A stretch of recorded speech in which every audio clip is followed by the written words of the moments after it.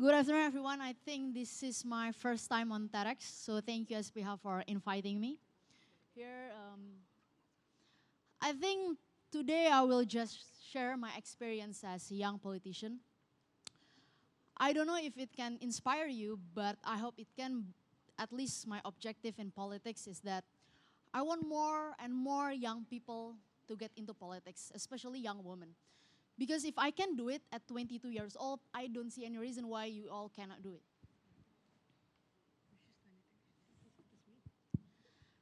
To open this TEDx presentation, I think I'll quote one of the Iliad's heroes, Glaucus. It is a very simple quote actually, and if you look at the last sentences, it's simple.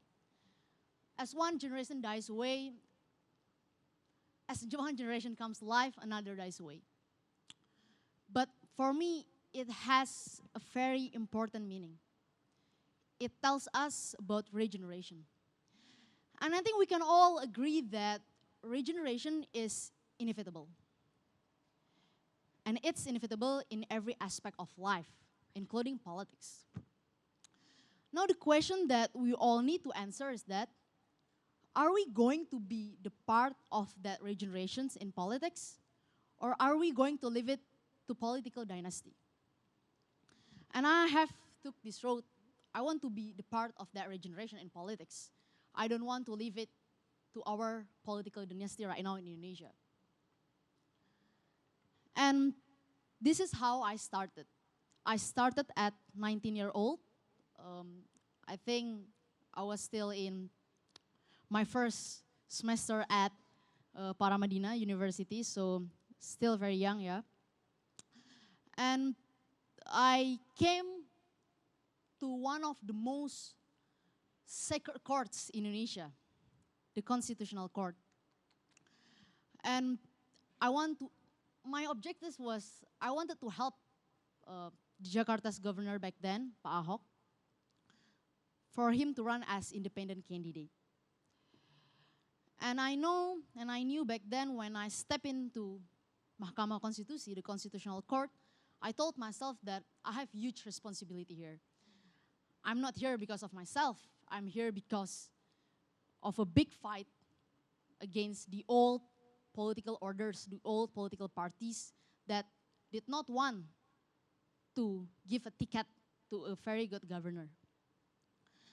And most of the credit shouldn't go to me. It should go to the GNCI because this was initiated by them. But it actually changed my perception about myself and I think also about politics because we won the court. And independent candidates have less requirements to run as independent candidate, particularly in Jakarta's election. But at that time, I knew that I wanted to contribute more for Indonesia, but I didn't know how. And of course, I didn't want to be a part of political party because I hated political party back then. But then came the moment that changed my life.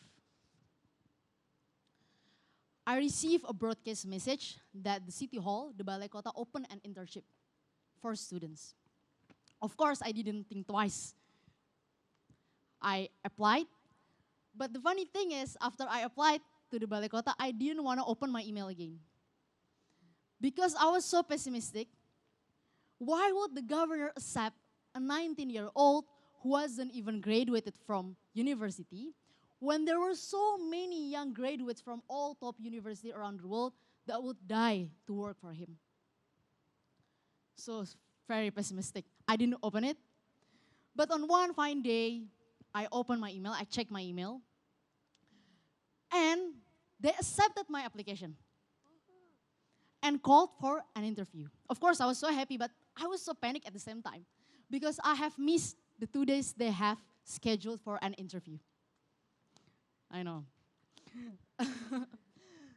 But lucky me, there was still 1 day left for an interview.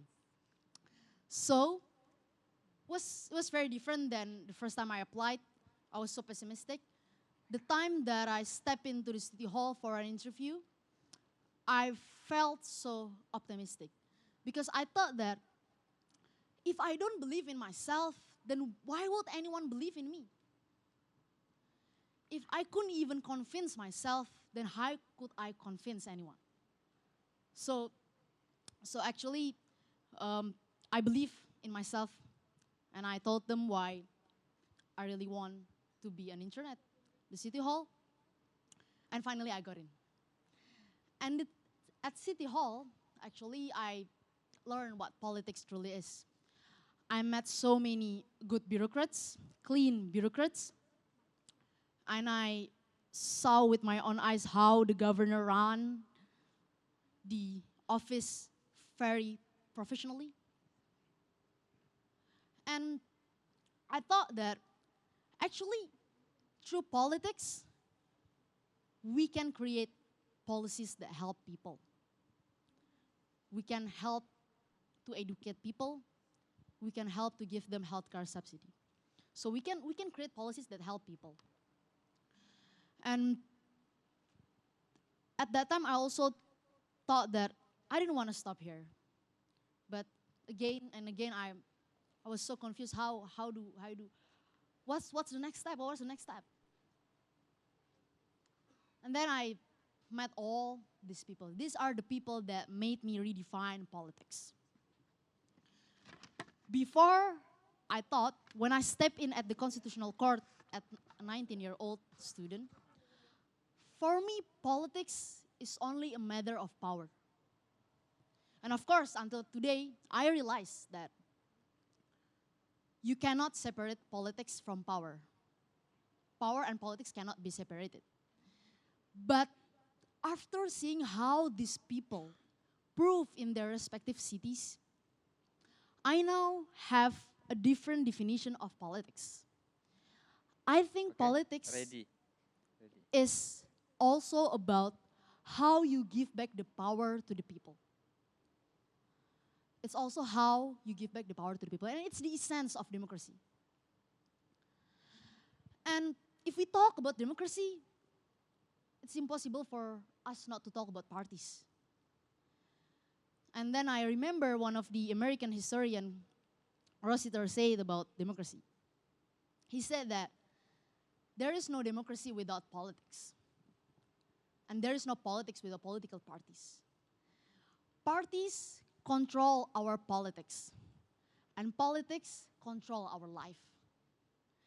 Sometimes we like to pull ourselves out from politics. But it does not mean politics do not control us. It controls us every day. So I then realized in 2017, I have to be in political party. But the problem is, there was no political party that matched my values. But in Jakarta's election, I met so many young people who are idealists, who have a very clear vision about how we should make Indonesia a better country. And I see myself in PSI. We share common values. Together we support anti-corruption movement. Together we embrace diversity. We support pluralism. We never discuss about our religion. We never discuss about our ethnicity. We focus on the most important things that we should discuss every day. How we combat corruption, how we combat intolerance. And after I got into PSI, of course, when you got into politics, there are many things that you will face, you will experience. People often ask me, how do you manage to see all those hatred comments on your social media? And I think I managed by realizing that if you want to be in politics, some will praise you and some will hate you. But you should remember why you're here. The reason that I'm here is not because I want to be praised. Of course, I'm very thankful for everyone who support me. Without them, I would be nothing. But I'm not here because I want to be praised. And of course, I don't want to be here just because I want to be hated. Nobody wants to be hated. But I am here because I have an objective. I'm here because I have a vision. I want to fight through parliament. I want to create a law that has never been passed about budget transparency, e-budgeting. That's my goal. And as long as it has not been achieved, there is no reason for me to retreat. And if you ask me today, after everything, after they expose my personal life, after every day, I've read many sexual abuses towards me on social media, because I'm a woman, I know that. And it's very easy to attack on sexual issues if you're a woman, especially women in politics. And after they hate me just because I'm young and a woman, after everything, and if you ask me if I wanted to go back and not be in politics, I would say no. I will still be here. And I'm proud to be here. And I think it's all worth it.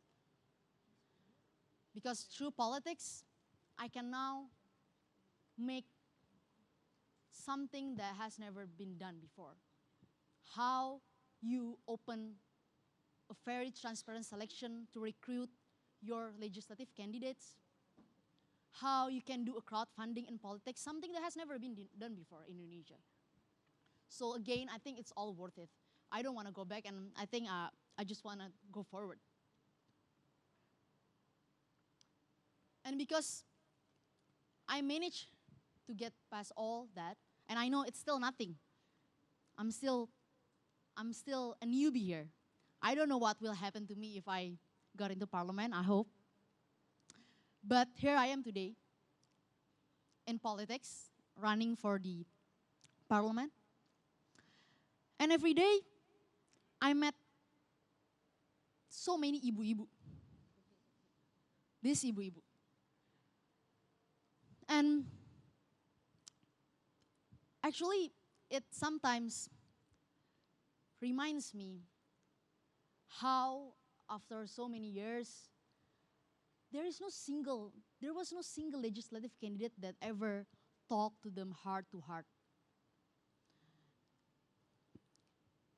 What they told me, these two ibu-ibu, what they told me when I met them is that there's only one thing they told me.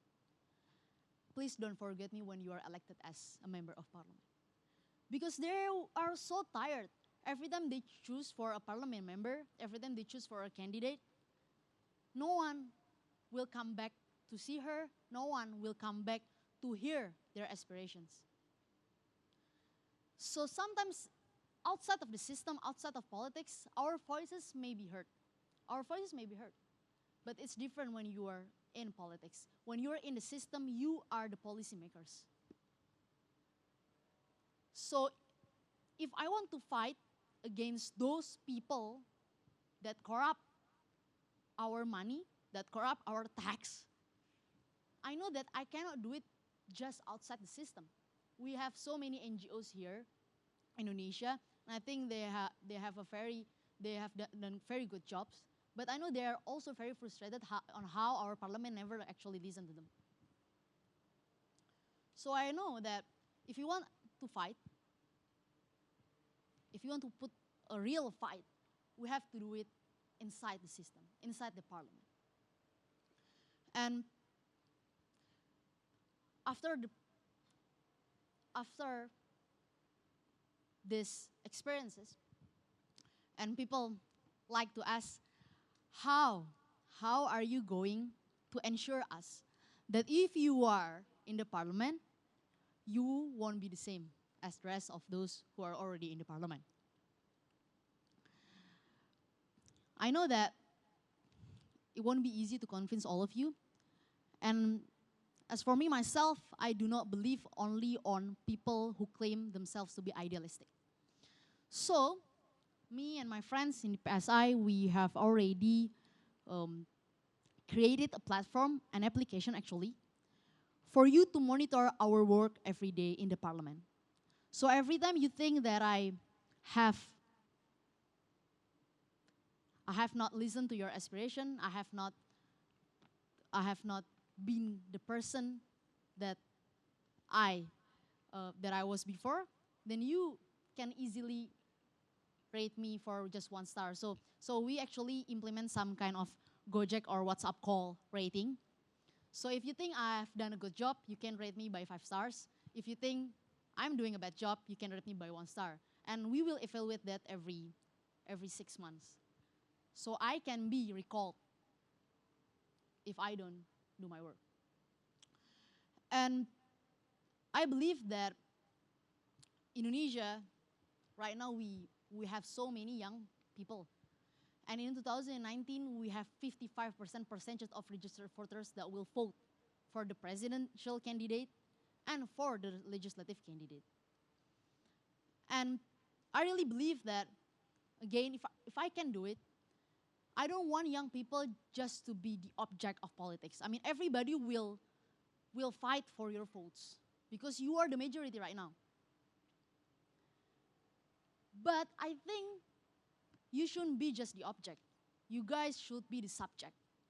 You shouldn't be just the voters, but you should actually make decisions and be policymakers. And that's why I think us as young people should remember what our founding father said, what Bung Karno said, that we shouldn't reach just for the stars, but we should reach for something bigger than the stars. Because we could do it, we can do it, and this is the right momentum to do it. I think that's it. Thank you.